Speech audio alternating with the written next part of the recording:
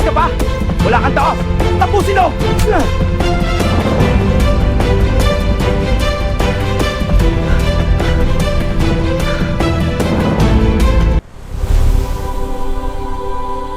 Dahil sa isang tapat na dasal namin, hindi pa huli ang lahat.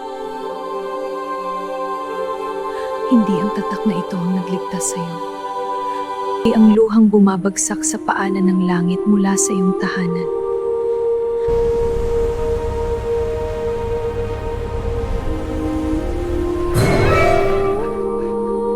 Paano mawala ng tapay sa pigilan? Panginoon, parang awa niyo na po. Iligtas niyo po tatay ko. Salamat, anak. Magbabago na si tatay, magsisimula tayo uli.